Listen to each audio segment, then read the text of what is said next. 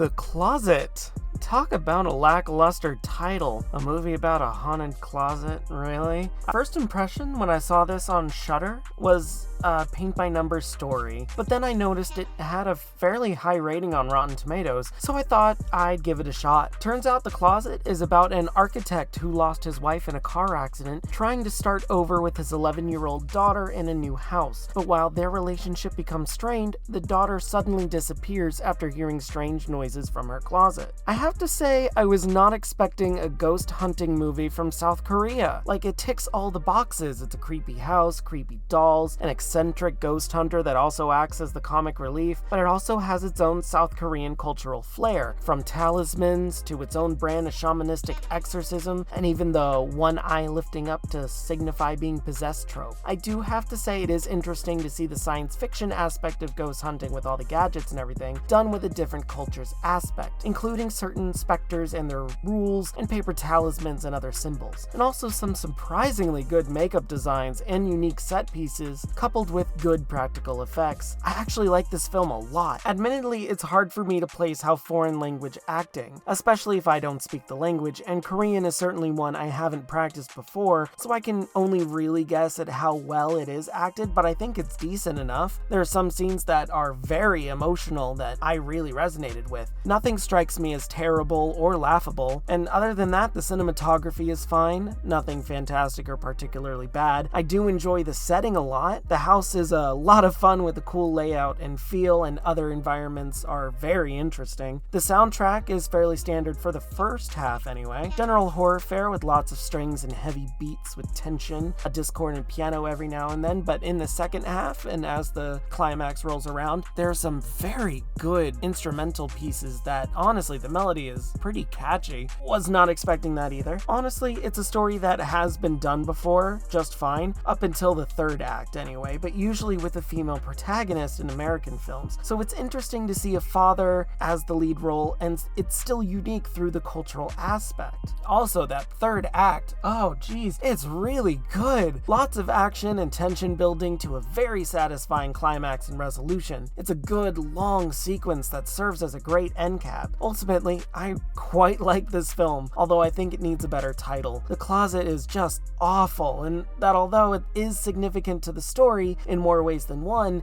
it just isn't a good hook. Maybe something like The Rage in the Closet, or something like that would fit better. Oh well, honestly, it's still fun, and that last arc and climax earned some bonus points from me. Some really good work, a really fun film with a great ending sequence. I can see why it has such high online reviews, and that is absolutely no different from me. The Closet gets a 9 out of 10 from me.